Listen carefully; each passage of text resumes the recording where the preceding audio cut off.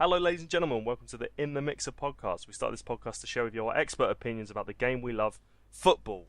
I'll be the man in control today, Phil, with the Deli Alley to my Eric Dyer, Michael. Hello. And the Eva Canero to my Jose Mourinho, Elliot. Eva Canero? Okay, hello. It's a love-hate relationship, Okay. which hopefully doesn't end in me being sued for millions of them Swedish kroners. Oh, that's a lot of money. I just wanted to say to everybody before we get started, thank you to the response to our first ever episode. Hopefully, we are up on iTunes now. It was approved. Our first episode went up today, and we're going to be putting these episodes on iTunes first. So wherever you hear this or whatever, just go to our Twitter. We'll have the iTunes link, and these episodes will be coming out probably on the day of recording on iTunes and released on YouTube the day after. So if you like your podcast early and up to date, please subscribe to us on iTunes and rate us and everything if you really, if you would be so kind.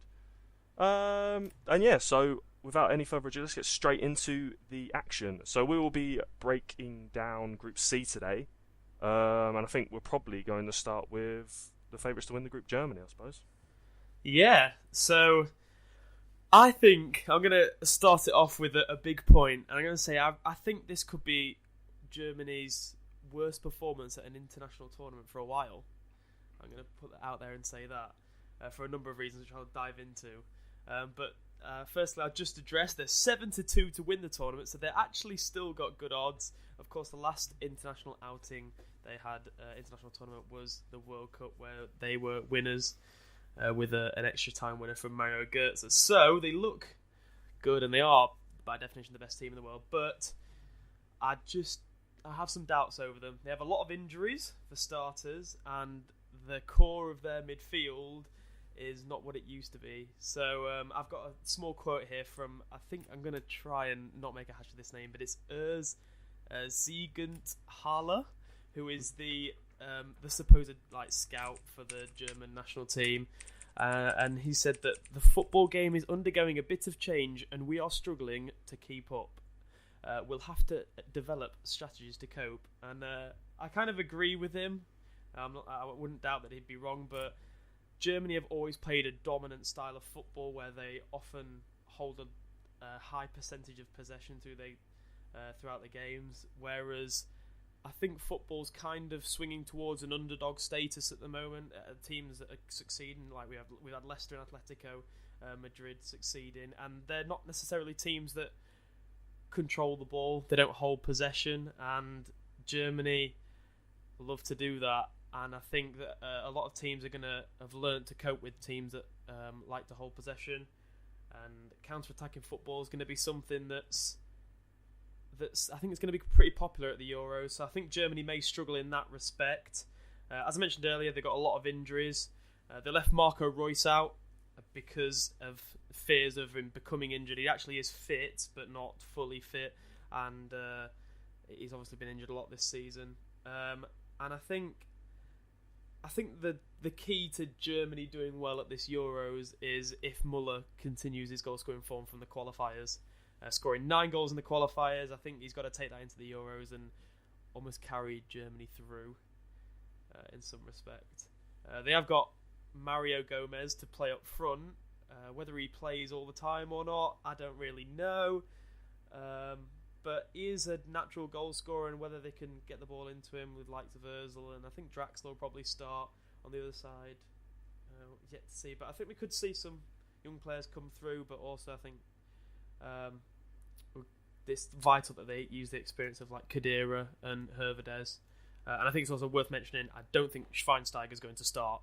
Obviously, he's had a lot of injuries this year, or had the knee injury for Manchester United this year. But I don't think he'll start in the Euros. I think they'll prefer Khedira over him, and possibly look to use maybe Julian Weigl at some points, but I don't really know. So what are your thoughts? Well, obviously, the last 2 World Cups before they won it, they were obviously quite well known in those tournaments for bringing through their young players. Yeah. So it's interesting what you say about them, about quotes from the guys saying they're going to get left behind almost. Yeah. So obviously, is it a case of rebuilding for the next World Cup they want to win, say in 4, 8, 12 years' time? I mean, obviously, you said as well about counter-attacking football. Obviously, the miss of Royce will also be detrimental to their... If that's the way they would have played with him in the team. Yeah. But I don't know. Yeah, well, I think on the wings, I think they'll start Özil on the right hand side. Oh, I think they'll play first. I'll just address formation 4-2-3-1. So they won't have natural wingers as such. Just have sort of attacking midfielders out on the left and right side. I think they'll play Özil and Draxler. So not a massive amount of pace. Draxler's not necessarily known for his pace. It's more his skill and feeding balls into the box, things like that.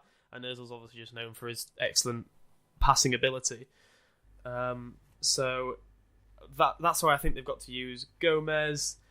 And I don't really know how to look at it really with the young in respect to young players. Like I said, they could include Julian Weigl. They have taken Leroy Sané, which as a Schalke fan I'm really happy with, and I think he's deserved it because he could bring a bit of light into the team as he has done with Schalke many times this season.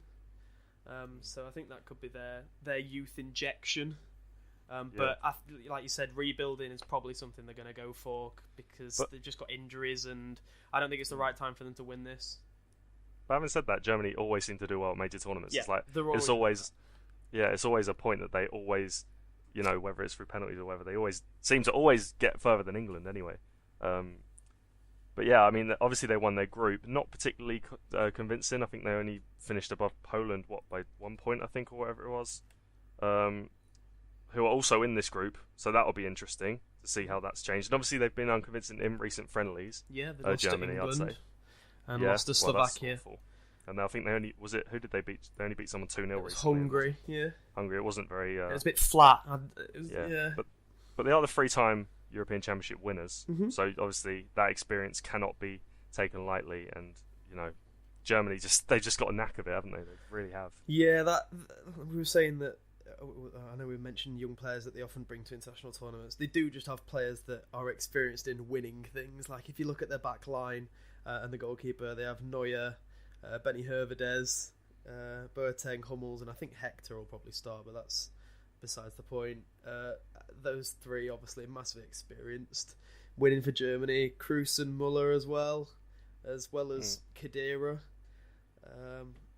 They're just massively experienced in winning international competitions, and they know what the pressure's like and things like that.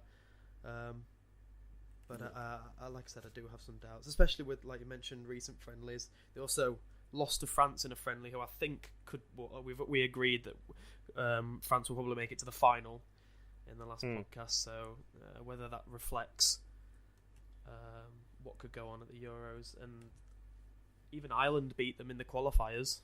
So.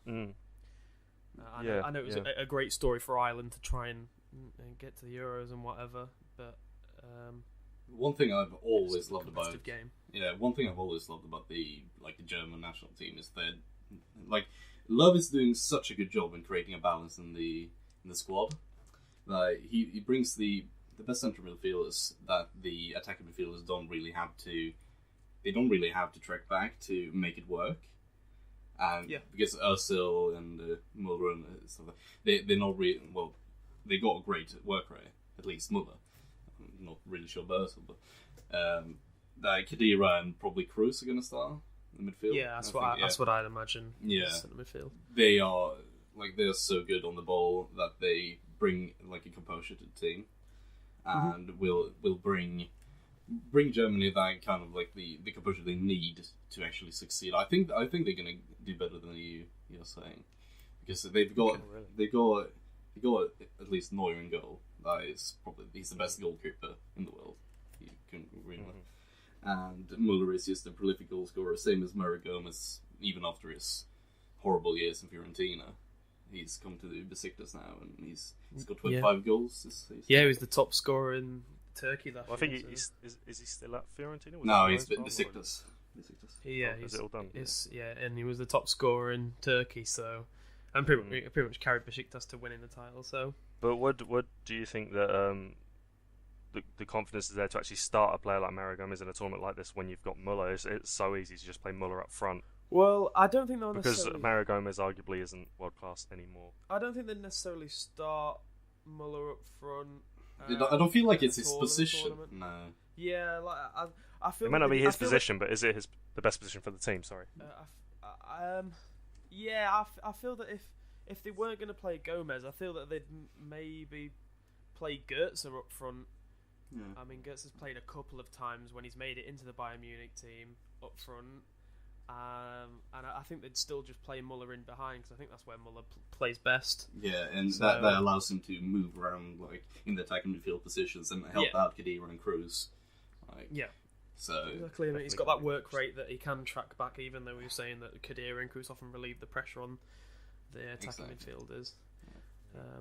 So yeah, I think if Gomez wasn't the preferred striker or something was to happen to him at the Euros in that he didn't end up playing, I think they'd probably start Götze up front, and they'd also still got Podolski. I don't think they'll use him, but they also still have Podolski. They're taking as well. So, but I don't necessarily think Muller would be used up front. I think they'd always keep him in that centre attacking position, especially when he's been so successful there. Okay. So do you want to move on then? let's move on. Yeah, I think Germany, Thomas Muller, second top goal scorer in qualifying, is my personal choice for top goal scorer in this competition. But the player who scored the most goals in qualifying is Robert Lewandowski. Now, Poland, this is very interesting. Poland were also in Germany's qualification group, finished 1 point behind them.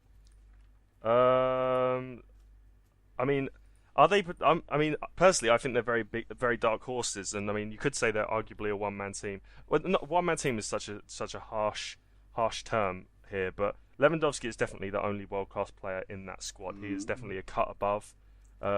He is unbelievable, arguably one of the world's best strikers at the moment. And they did finish second to Germany in that group by 1 point. But a great little stat about Poland I found is they actually scored the most goals in the entire qualifying campaign.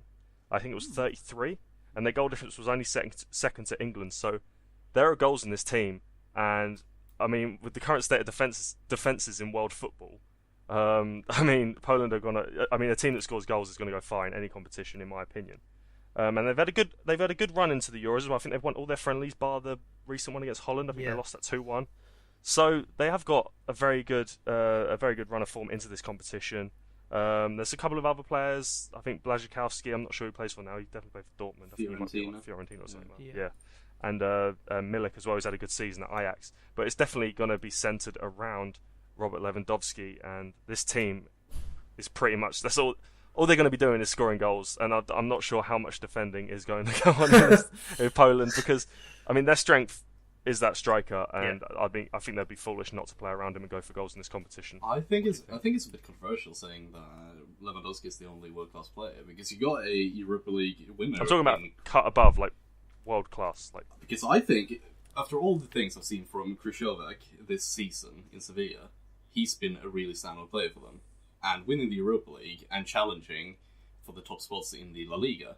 I think he's a cutout. He can become something really good. So I think it's just under that world class level, but I think he'll move on soon to join a bigger team than Sevilla. Yeah, well, I'm not denying they have other good players. I'm just saying, Lewandowski is that next level. He is that top level of player right now. He definitely is. Yeah.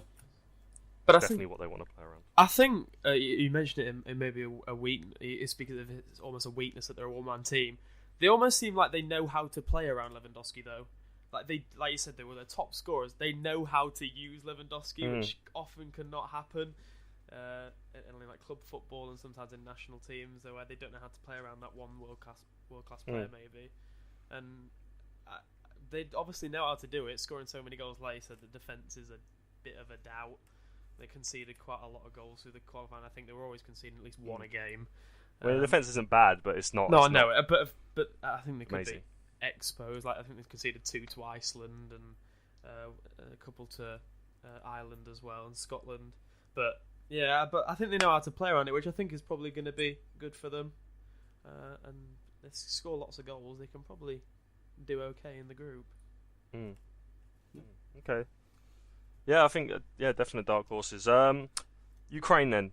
Next, I think we'll talk about. You want to talk about that, Elias? Yes, Ukraine team that is by many they're a bit of an underdog as well, because they got 2 players in Konoplyanka and Yarmolenko they're beginning to increase their value in the transfer market, and they're looking like they can move on to bigger things. With Konoplyanka playing for Sevilla as well, who won the Europa League. And Yarmolenko, who's rumoured every single summer and winter to a Premier League team such as Liverpool or Chelsea.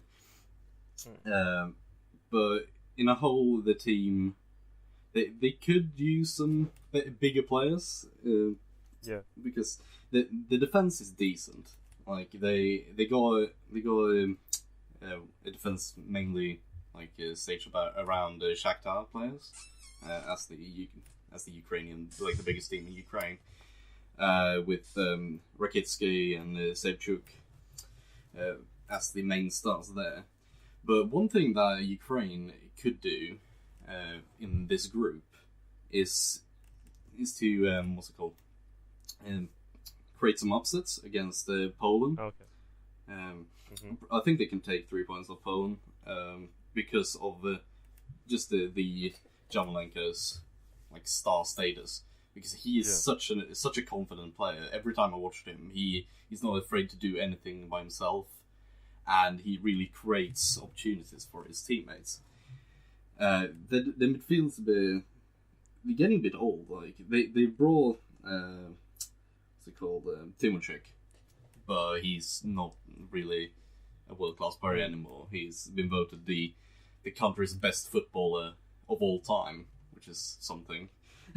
It's arguable. It's arguable. Shevchenko. Yeah, but at 37 years of age, I think he will just be a backup for them. But they got a really decent goalkeeper in Pyatov, who I predicted Shakhtar to go and win the Europa League. But so did I actually. Yeah, because of not only because of the Ukraine players, but all the Brazilian superstars they got there. But Pyatov was really he's sort of an Akinfeev type of goalkeeper. He can create some monstrous saves and then just letting the ball through his legs.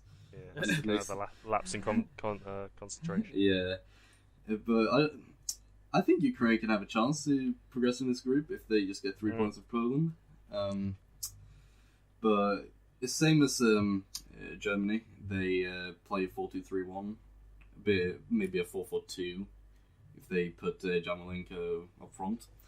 But I can't see the defense being as solid as it was in the qualifying stages. But definitely they have a chance to upset Poland, and they should beat Northern Ireland. Yeah.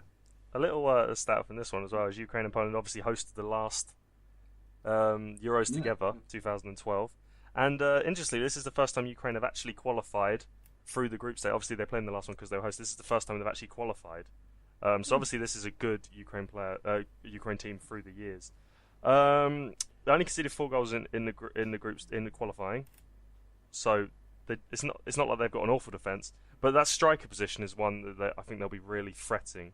Yeah. About they got Seleshnov, who scored 15 goals for his club team. I think he played for Krasnodar in Russia, who had a really good season. I think they finished 5th or 4th, which is a really overachievement for the kind of team that has Andreas Granqvist as the main centre back, which I think is very something. But he's not really proven at international level. He only got 11 goals in 48 games for Ukraine, which doesn't seem like quite a lot. But he could probably get a few goals in this group stage as well. Excellent. Anything to add on Ukraine, Michael? Or not particularly? No, I think I pretty much should agree with everything you've all mentioned. I don't think I've got anything I can really add to that. Brilliant. Alright, sick. I'll edit this part out then. Right. Northern Ireland then. The last team in Group C. Very excited to see them at the Euros. I'm not Northern Irish, although it sounds like I am with that sort of like excitement. But yeah, they had a phenomenal campaign. Top of the group. I mean, arguably a poor group. I think they had Greece in there, who just, I don't even know what happened. They combusted like their economy. But this is their first time in the Euros ever. Controversial. This is the first time in the Euros ever. They will be huge underdogs for this competition, but they've not got here accidentally. They finished top of their group, and they've got a good, much like Wales. I was just about to say it's a very very similar situation to what Wales are in. It's a very good comparison. They've got midfield engines like Oliver Norwood, I think he plays for Reading, Chris Baird, Stephen Davis. They have a good midfield there with Premier League experience in it. They are absolute engines. They are machines. They work so hard for this team. And Northern Ireland, I think the comparisons with Wales are very apparent, minus the world-class talent like Bale. They haven't really got that. Although Carl Lafferty in qualifying stepped up to the plate with 7 goals in qualifying, which is huge, because considering how his club career seems to he never seems to find anywhere, take off anywhere. But they definitely have a goal-scoring Carl Lafferty. And also, I'm not sure about this. I think Connor Washington, who had a great first half of the season at Peterborough, went to QPR, and Will Grigg, who we all know about Will Grigg, they've been called up to the squad. I'm not 100% sure either of them played in qualifying, and I think there was a bit of controversy about that, them getting called up after not being part of this historical team. But they are players who can score goals, and Northern Ireland are not a team to take lightly. I think they can cause an upset in this group. And with the new third place rule, I mean, there is a chance they'll get through to the knockout stages. They've got a good manager there, Michael O'Neill, who obviously did well at Shamrock Rovers and then came into Northern Ireland and has just worked miracles there, really. Because, I mean, you could argue Northern Ireland have no place in an international tournament, but they deserve to be here. They defend well, they score goals. I mean, their performances in recent friendlies, I mean, I think they drew. Who did they draw with? They drew with someone. I think it was Slovakia. Slovakia, yeah. Yeah, they drew 0-0. I mean, it was an onslaught from Slovakia, but they held strong, and I think that's what this group's going to be for them. I think they're going to try and sit back, stay compact, try and frustrate the opposition. But I think with teams like Poland and Germany, you are going to. I mean, that plan may not be the smartest action because they've got goal scorers in those teams. Ukraine is slightly different. I think they could possibly nick a win there, 1-0 or something like that. But it's going to be really difficult for Northern Ireland to get through this group. It definitely is. Yeah, I think we're saying how we can compare them to Wales, and they're such a good compact team. I think this is possibly one of the worst groups they got put in just because of the attacking preference of the other teams, and that they much prefer to score more than their opposition. Maybe you can exclude Germany from that, but I think we all know how good Germany are. They prefer to score more than their opposition rather than defending to try and nick a goal. In that respect, I feel that it's probably going to be tough for them to make out of the group, but they are a really together squad, and they've proven themselves. They've beaten some big teams and been in some great form and whatever, so I'll just have to wait and see. I think on Northern Ireland, I'm not really sure how well they'll do. Their last game of the group is against Germany, and I mean, if they can somehow get a point against Ukraine, that will be a must-win. And Germany, 3 games into a competition, I doubt they're going to roll over. So I think Northern Ireland, this group is going to be very difficult. But we'll see. We'll see. They've got a good chance, a better chance than they would have had if they didn't qualify anyway. Wee. So, yeah. I'll just finally mention before we move on. I think what my opinion is, I think that how well Northern Ireland do will be equal to how many mistakes they make. I think it will purely be on if they make a mistake, they'll concede, and I think that will dictate how their Euro competition goes. Really. Well, I think they've made it this far because they haven't made many mistakes. That organisation. That's what I mean, but now they're at a level that they haven't really competed at. We're not sure how those players. Okay. And a lot of the players are not at not playing high club level football. A lot of them in the Championship, and like you said, mentioned with Carl Lafferty, he's not really settled at a club and things like that. We'll have to see how they perform on the international stage. Okay. Should we move on to group? Oh, should we have predictions on the group then? Sorry, before I move on. Yeah, I think. What are we thinking? It's a. I'm going to take Germany as the winner of the group. That's the clear-cut one. The second place. Second, it's very tight. I think all 3 of them have an argument to be there. Yeah, I'm going to pull out my my wall chart. Oh no! I filled in on the train home from the train to Birmingham or from Birmingham. I can't really remember now. I filled it in, got all the results. Put Germany top, Poland second. So wasn't even worth looking at. I could have guessed that. So I'm going Germany, Poland, Ukraine, Northern Ireland. Judging by that. I'm going to agree with you because it's really 50-50 about the second place. I think Poland are a better team than Ukraine, but you never know what Yarmolenko is going to do.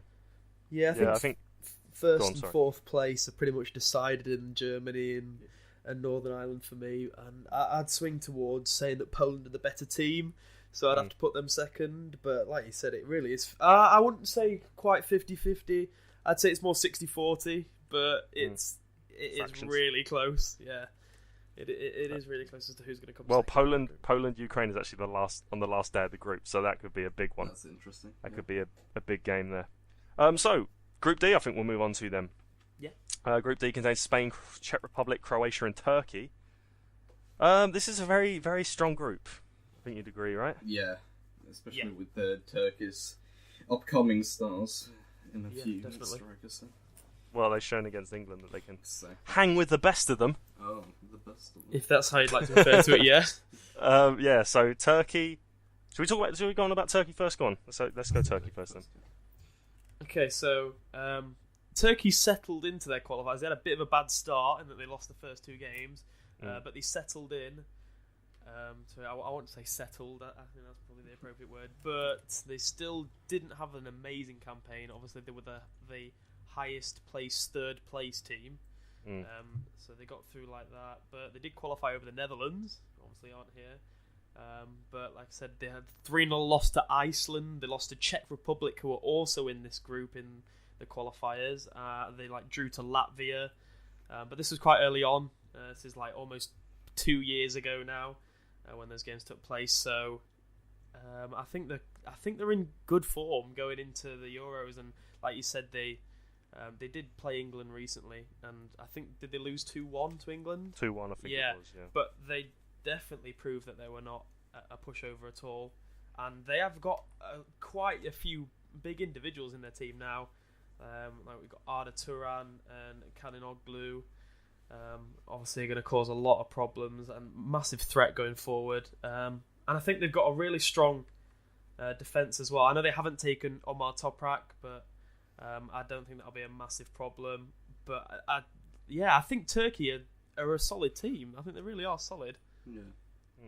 That's the hard thing we're doing this podcast, I think, is when all we have to refer to really is the recent friendlies and the qualifying campaigns. Like you said, Turkey. You say they lost their first two games. Yeah. I mean, it's amazing because that was almost 2 years ago. You compare it to the team now, it's probably completely different. And the way a team evolves over a qualifying campaign, it's almost unfair to refer to those games that were so long ago because the team's almost completely different now. But it's good it's good for them that they've been rising. You know, they started badly, they're getting better and better, and hopefully they'll see that in the Euros and perform quite well and up to standard. Yeah, it's really hard to do a decent prediction of friendlies because I don't think they matter as much as people think they do. You see a lot of rotation of squads, things like that. So it's like they give a bit of a gist how they want to play, but they will always do a few changes and bring out the secret components to the final squad and the final team for the Euros. So I think with good friendlies results, that will give they give Fight Thrim a bit more meat to go off. If that's even an English phrase, that's a phrase in Swedish. No, that works. That works. Okay. Well, you say friendlies. You say friendlies don't matter, but the next team we're going to talk about is Croatia, and they beat San Marino 10-0. 10-0. What? 10 goals, that is. That's 1-0 underlined in massive confidence letters. booster. Yeah, well, it was a confidence booster. Very much so. An interesting thing about this game, there was a double hat-trick. Mandzukic got a hat-trick. Not a double, there were two hat-tricks, I should say. Mandzukic got one, and Kalinic, who I think played for Blackburn for a bit. Yeah. Or maybe I might have got that wrong. He that's, came on in the 56th minute and got a hat-trick as well. So there's goals in this Croatia team, obviously, because San Marino, not no pushovers. But no, I mean Croatia, they've got some great players in that team. I think we can all agree. You got a Champions League winner there in Modric, a Champions League winner in Rakitic as well. Probably their two best players. And I think the thing with Croatia is they have a great striker in Mandzukic as well. The only problem with that is I refer again to the qualifying campaign. He only scored 1 goal, and now they've taken 5 strikers to this competition, and they've scored 4 goals between them in the whole of qualifying. That is a problem. As good as this Croatia team is with all their individuals, that is a problem. And it may be completely irrelevant. I mean, Mandzukic has played for some big teams. There's a chance he could step up and just bang him in. Mandzukic, he really showed last World Cup that he can do it at the highest level. Yeah. Because, But I mean, he scored like 6 goals last World Cup. when the last World Cup, Yeah, I think it was around 5-6 goals. And he really showed that he cut it at the highest level. Yeah, that's the problem. If he doesn't, this Croatia team are going to sink and not swim, which is unfortunate for them. Their captain Dario Srna, I thought it might be nice to mention, is he got voted in the top 10 all-time Croatian players, and he is their most capped player with 129 caps. Possibly 130 if he played against San Marino. I didn't do that much research because I wrote this the other day. But yeah, Bit of a personal favourite from me. he's a nice guy. I'm a big fan. But yeah, he was also in the Shakhtar Donetsk team that I'm pretty sure he was. Yeah. So anything to add on Croatia? I mean, they're very much individuals. I think we'd agree that. I mean, since Slavan Bilic left, they haven't really found that form. But obviously, they've got here rather convincingly, I suppose. I have a question to pose to you. Okay. Yes, Do you think that Croatia rely on their midfield? I think without a doubt. I think that's true. I mean, they've got some great midfielders. I mean, no one can argue with that. Also, I forgot to mention Ivan Perisic, of course. He's played for Bayern Munich, right? He's scored a lot of goals in qualifying. I think he's their top scorer in qualifying. They do have a good team, but these players have been there a long time, and Croatia have never really. Where did they get in the last tournament? They didn't get further than the quarterfinals, did they? I think they went out in quarterfinals to who was it? Mexico? I don't know. But anyway, the point being is they haven't made this team gel particularly well with these crop of players, and these are. I mean, Croatia have always had the great players like Suker and some other ones I can't think of right now. But no, Croatia. I mean, they have got some great players here. And it would be a shame if they wasted it and didn't have a really good run in the tournament, get to a semi-final or a final or something, because I think these players deserve that. But if they're not going to play well together, and not reach their potential, which I'd argue they haven't in the last few tournaments, I mean, it would be a shame. It really would, in my opinion. Yeah, I think this is a big tournament for them. In that, their squad is aging, and I'm not sure on how much young talent they have coming through. So I think this is their last opportunity, like you said, to have a good run at an international tournament. But I'm not sure they've got the capabilities to do that. I don't think they've got the capabilities. They got an up-and-coming star. They got an up-and-coming star in Alen Halilovic for Barcelona this season. Oh, but he's a few years off, I would have thought. Yeah, he's shown me. Did he make the squad? I'm not sure. I think he did. He should have made the squad if I was the manager of the time. But yeah, he played 34 games for Sporting Gijon and scored 5 goals as a 19-year-old. That's pretty impressive, I think. Getting loaned down to a top-tier team. Oh no, I don't think. Sorry, I don't think he did make the squad. Sorry. No, I'll say I'm just looking now. I don't think he did get called up. No. Maybe it is. Well, bit of a shame. Yeah. We've also got Tim Jedvac as well from Leverkusen. Of course. So they have got some young players coming through, I guess. But I mean, a bulk of a team really is above 30 now, is it? Oh, I guess you've still got Rakitic, who's probably under. It's like 26, 27. But yeah, on Kovacic as well is quite young. Yeah. I guess. Yeah, I forgot to mention. I guess my point could be argued against. But yeah. But I think with these crop of players, I think they are going to really let themselves down if these players at least don't have a semi-final or a major international tournament under their belts. But to be honest, I don't think this will be that tournament. Although you could argue that the ability of the other teams isn't up to the point where it was perhaps at the last World Cup, with like the decline of Germany and other teams like that. So, I mean, perhaps this would be their year. But this is a hard group to get out of. So they will have to hit the ground running if they really want to get out of this group and do something in this tournament. Yeah. Right, so who do you want to talk about next? Spain, I suppose, probably favourites for the group? The favourites for the group, Spain, of course. 2 times European Championship winners in 2008, 2012. Well, and bits before that, but in modern time. And World Cup winners in South Africa, 2010. Spain's golden generation is starting to die out a bit, I would say, with players becoming over 30 years old and starting to, like Xavi, starting to retire and leaving the international scene.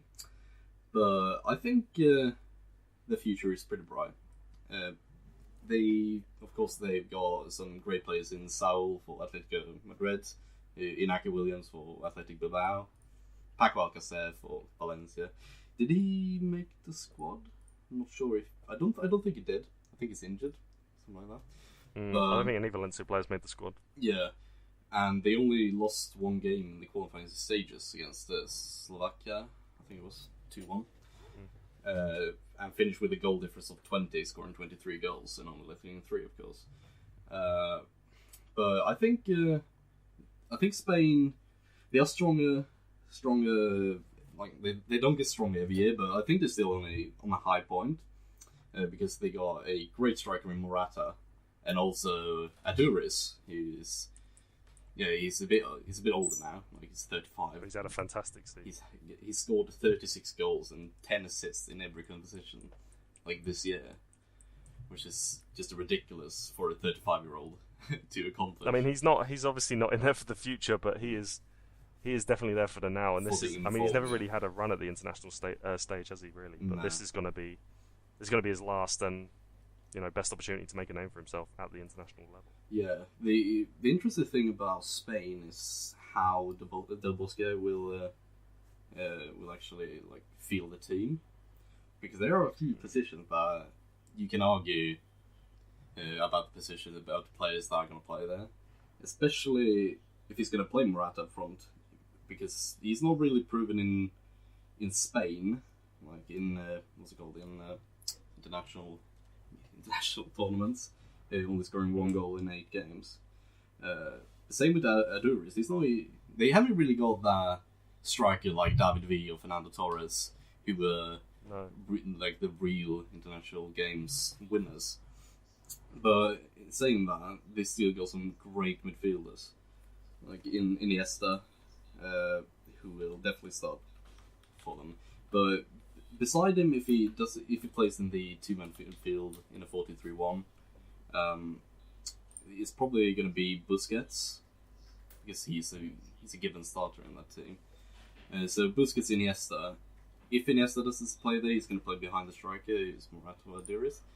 But Fabregas has been in good form for the Spanish national team, and he's really started to come alive. I feel like that's a meme. Started to come alive for Chelsea as well at the end of the season.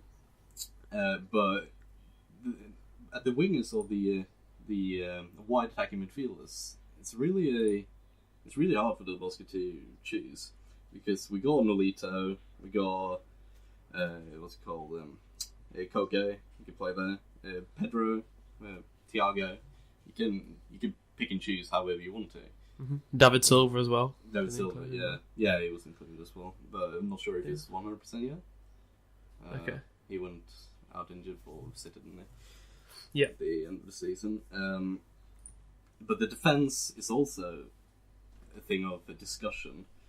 How is he gonna? Is he gonna play Azpilicueta and Alba? Is he gonna play Juanfran Alba? Is he gonna play Bellerin and Azpilicueta? Like, you don't really know how he's gonna do it. He started Bellerin in 2 of the upcoming games for this tournament, but I don't see Juanfran. Keeping Azpilicueta out of the team, but he seems to like Alba because he's been starting him quite long. And you can argue if Azpilicueta is a better right back or left back, but I definitely think he's better at the right back position. And he's a really consistent performer who always does his best for the team, and his work rate is impeccable. But he struggled a bit at club level this year, but his lowest is considered standard level for many other defenders. But I think the key to this team will be if they get one of those strikers to score goals, since they didn't take Diego Costa, of course. Because I think that the midfield is always that creative, and they play this shorter passing style of play and keep the ball within the team. But if they haven't got that striker that scores goals, they're not gonna get very far in this tournament. They still make out of the group without the striker, I think, because the team is so strong. But they need that defining factor in Morata if he can come alive, or Aduriz if he can keep up his club level form. Who do you think he will start up front? I mean, it's hard to argue with Del Bosque's. With Del Bosque, I mean, he's won the last 2 European Championships. Obviously, he has a World Cup, three trophies in a row for Spain.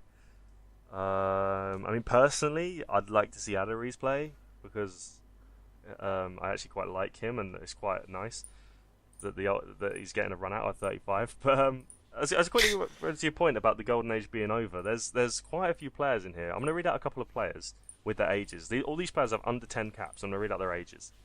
So, first of all, we have Mikel San Jose, who's 27, 6 caps. You have Bruno, who's 31, great season. Admittedly, these players have played well. Bruno, 31, 8 caps. Nolito, 29, 8 caps. Aduriz, 35, 5 caps.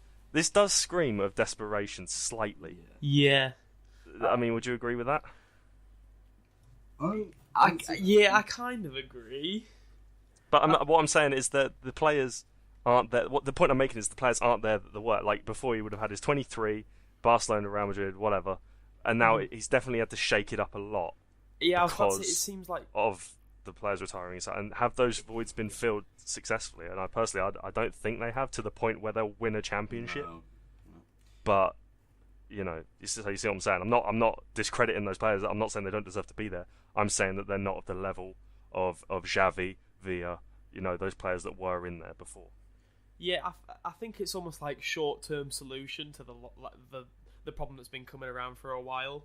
That's what I feel it's like, and I don't know whether this is the correct comparison to make. It's almost as if those players that have either not been called up or retiring, it's almost like they've just sorted it by form rating and then picked a couple of players out, which is because I'm still a little bit skeptical as to why Costa and Torres weren't brought to the Euros. I mean, I think Aduriz should definitely start given his form this year.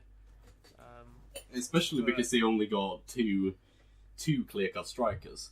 Like a few of the teams have they picked 3 strikers, but Spain has actually gone for, you could say, like 6 attackers instead of like 3 strikers and 3 wingers. Yeah. So, well, if he goes back to that famous false 9 that pretty much won in the last Euros, he was getting criticised for not playing as proper striker, and obviously they won the last Euros. But I mean, the point I was making about that having these old players, I mean, for every Aduriz there's a Morata, you know. For every Bruno there's a Thiago, and there are great players in the team. I'm not knocking them. I'm just saying there is spaces in there. I mean, the absences of like Xavi and all that are noticeable now. It definitely is. I don't think they struggle that much in the central midfield department because they got so many good players, like even coming through in. Especially in a guy that I've been following a bit, Denis Suarez. He played for Villarreal last season, and they got to the semi-finals only to be knocked out by Liverpool. And he just recently signed for Barcelona again after being away for 3 years, where he played in the B team. I think it was the problem. The problem I'm just going to say with that is, I mean, why not pick him for this competition and build? Would you not agree that maybe they should have picked some of these young players and build instead of these older players that arguably will sit on the bench and play possibly under 30 minutes in the whole tournament? I feel like Del Bosque is a really, really what's the word? Conservative manager. Well, that was a conservative manager. He likes to keep his experienced players in the squad, and he builds off experience. That's why he didn't bring Saul, which I think is arguable, because he would make the squad for me off his great season at Atletico. Same with... But since I just said that he was conservative, why didn't he bring Torres, who's had a pretty good season for Atletico? And he's a proven goal scorer in international tournaments. So I feel like I'm a bit contradicting myself. Yeah, I'm exactly the same. I just said I can't argue with someone who's won the the Euro Championships, the World Cup and Euro Championships in a row, and I've just had a go at his squad selection. Yeah. Do you want to move on then to the final team of the group, Czech Republic? Can do. Yeah. So I think the Czech Republic are relatively well organised as a team, and I think their greatest strength is their flexibility, in that they've proven they can press high against teams that are typically worse than them, and they can also sit deep against teams that are better than them. But they are still relatively reliant on their so-called star players, in that they rely heavily on Petr Cech in goal, who has had a fantastic season this season, but also they rely on Thomas Rosicky, who has not had any game time for Arsenal this season. So I can see them massively struggling to create. A lot of their players do play in the Czech Republic, which isn't a well-credited league as such. I'm a big fan of one of their strikers, David Lafata, who's the top scorer in the Czech Republic League. I can't remember what it's called. For Sparta Prague, he scored 27 goals this season, but he won't start, I don't think. I think they'll start Nesid, who's had a good season for Bursaspor. I think he's got like 10 goals. But I just see them having problems creating, and even Petr Cech said that he feels that the team isn't quite up to competing with the rest of the teams in the Euros. They're 100-1 to win, so they are really outsiders. And an interesting stat, they conceded 14 goals in qualifying, despite qualifying top, which is higher than any other team that qualified. So good stat. Good So stat. Yeah, while I can see them having problems creating, they obviously have a leaky defence and a defence that isn't particularly strong. And also they have a relatively old squad. I know we mentioned Rosicky was getting old and Czech's getting old, but the rest of the players are also quite old, apart from Krejci, I think it's pronounced, who plays for Sparta, and Darida. Their squad is quite old, so I think they're going to struggle, the Czech Republic, even as well organised as they are, and as domestic grown, is that the right word? Domestic grown as the players are, I think they'll struggle at the Euros. I feel like you can draw parallels between the Czech Republic and Turkey in the way the squads look. They haven't really got that star player, but they can work as a team. Maybe the Czech Republic has got a better goalkeeper, of course, in Petr Cech, but I'm really wondering how well they're gonna do. There are a few players that I recognise that I've seen play for decent teams, like Plasil, who plays for Bordeaux. Of course, Bordeaux didn't have the greatest seasons. But yeah, and also Marek Suchi, who played for Spartak Moscow, who I thought made a really good appearance when they played Liverpool a few years ago, the Europa League, I think. But other than that, I don't see any real star players except Petr Cech. I don't see them doing that well in this group. No, I think before I did my research, I had a little bit higher hopes for them than after I'd done my research. I thought their team is a lot weaker than I thought it was. They're a bit of a confusing one, Czech Republic, because they bring out some great players. When they bring out great players, I'm talking phenomenal, probably legends at specific clubs. You got Nedved, you got Cech, Thomas Rosicky. I mean, was phenomenal back in the day. Yeah. So back in the day, it's like 10 years ago. Yeah. So they do have this knack of bringing through the odd quality world-class player. It's just they never seem to,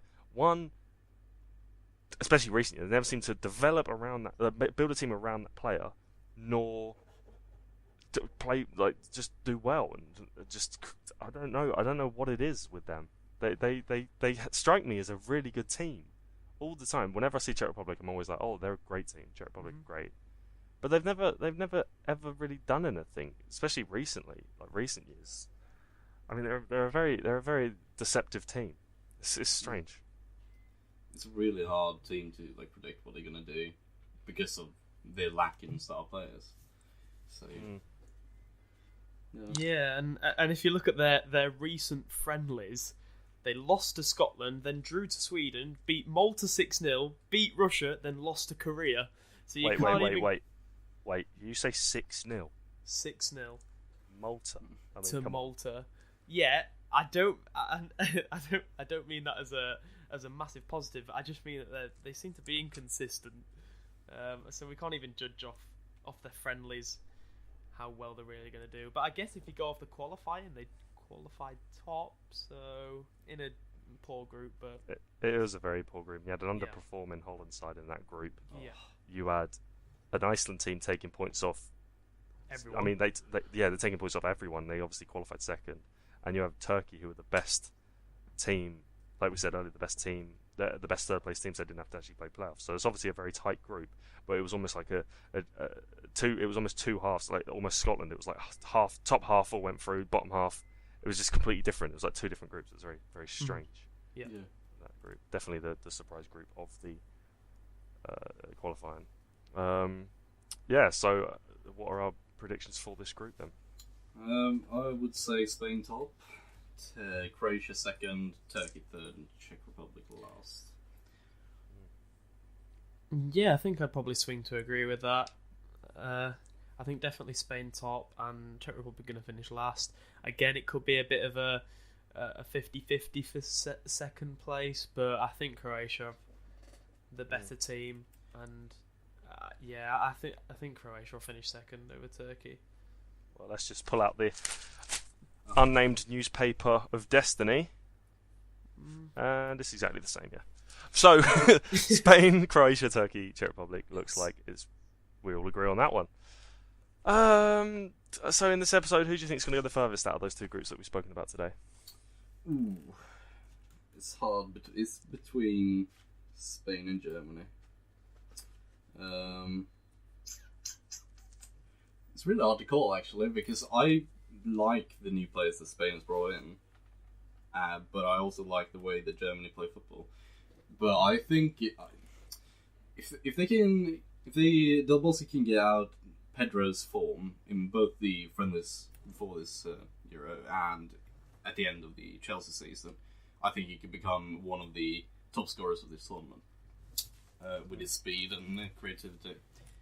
So I think Spain will go the furthest. The thing is, though, when you say Spain will go the furthest, looking at the groups, the winner of the Spain group will play the runner-up of Group E, which is Belgium, Italy, Ireland, Sweden. No. And the winner of Germany's group will play the runner-up Portugal, Iceland, Austria, and Hungary. So the winner of Germany's group is definitely going to have an easier test than the winner of Spain's group. And Spain are going to, if Spain do win that, chances are they will be playing either Italy or Belgium.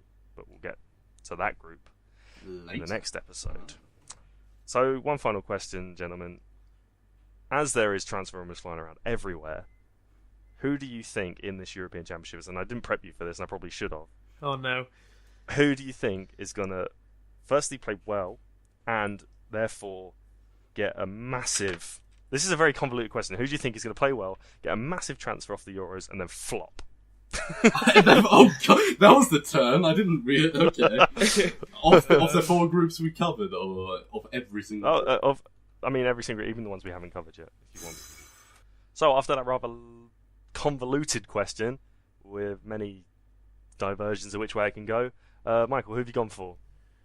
I'm going to go with William Carvalho, the Portuguese defensive midfielder. I know he's been rumoured to go to, I think it's Arsenal a few times, but to go to big clubs for a while. But I think he'll have a good tournament, then get quite a big price tag slapped on him by Lisbon, and then I think he'll flop. Ooh, flopperino. Either that or David Cottrell from Birmingham, but that's for another time. Yeah. Okay. Elias, you got one?